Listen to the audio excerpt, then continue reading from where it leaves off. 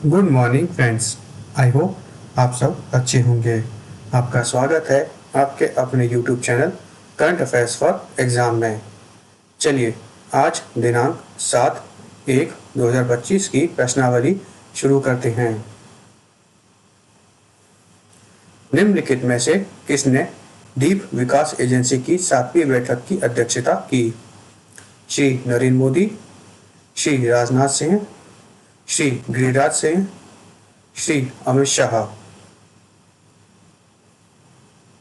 इसका सही जवाब है श्री अमित शाह। केंद्रीय गृह मंत्री एवं सहकारिता मंत्री श्री अमित शाह ने नई दिल्ली में द्वीप विकास एजेंसी की 7वीं बैठक की अध्यक्षता की। पीएम सूर्य घर योजना के तहत अंडमान निकोबार द्वीप समूह और लक्षद्वीप के सभी घरों में 100% सौर ऊर्जा पैनल लगाए जा रहे हैं। चलिए अगले प्रश्न पर आते हैं।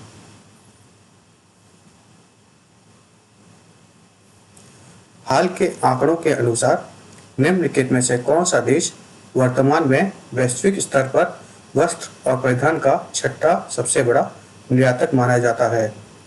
भारत, चीन, रूस, जर्मनी। इसका सही जवाब है भारत। हालिया आंकड़ों के अनुसार भारत वर्तमान में विश्व स्तर पर वस्त्र और परिधान का छठा सबसे बड़ा निर्यातक माना जाता है। चलिए अगले प्रश्न पर आते हैं। भारत का पहला जैविक मत्स्य पालन क्लस्टर निम्नलिखित में से किस राज्य में लॉन्च किया गया? तमिलनाडु, ओडिशा, सिक्किम, गोवा। इसका सही जवाब है सिक्किम। भारत का पहला जैविक मत्स्य पालन क्लस्टर सिक्किम के सोरेंग जिले में शुरू किया गया। यह क्लस्टर प्रधानमंत्री मत्स्य संपदा योजना का हिस्सा है।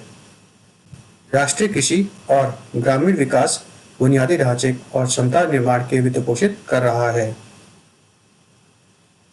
सिक्किम सरकार और ICAR जैविक ब्रांडिंग के लिए सहायता प्रदान कर रहे हैं। चलिए अगले प्रश्न पर आते हैं। निम्नलिखित में से किसे BCCI का अंतरिम सचिव नियुक्त किया गया है? प्रत्येश सिंह भाटिया, देव सिंह सकैया, राजीव शुक्ला, रॉजर बिनी। इसका सही जवाब है देवजीत सकैया। देवजीत सकैया को BCCI का अंतरिम सचिव नियुक्त किया गया है। प्रत्येश सिंह भाटिया को BCCI का कोषाध्यक्ष नियुक्त किया गया है। चलिए अगले प्रश्न पर आते हैं। इंडस फूड 2025 व्यापार शो निम्नलिखित में से किस राज्य में आयोजित किया गया? उत्तर प्रदेश, हरियाणा, पंजाब, हिमाचल प्रदेश। इसका सही जवाब है उत्तर प्रदेश। इंडस फूड 2025 एक खाद्य और पेय अर्थात फूड और बेवरेज व्यापार शो था जो उत्तर प्रदेश के ग्रेटर नोएडा में इंडिया एक्सपोजिशन मार्ट में आयोजित किया गया था। चलिए अगले प्रश्न पर आते हैं। ब्रांडेड रॉयल बटरफ्लाई हाल ही में निम्नलिखित में से किस राज्य में खोजी गई है? कर्नाटक, त्रिपुरा, गुजरात, पंजाब। इसका सही जवाब है त्रिपुरा।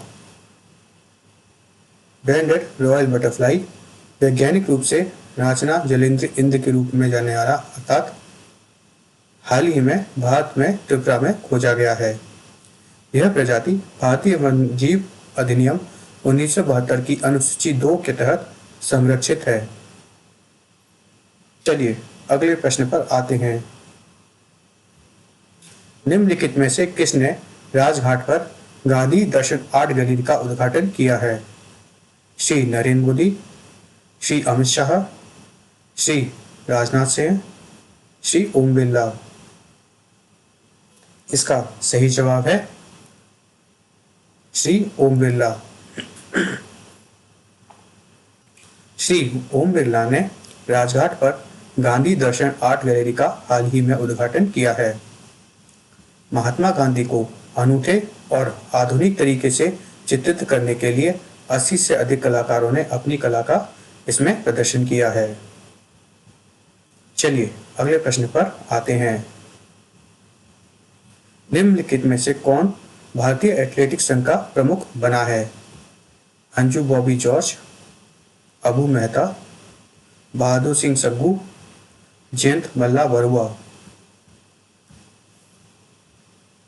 इसका सही जवाब है बहादुर सिंह सग्गू।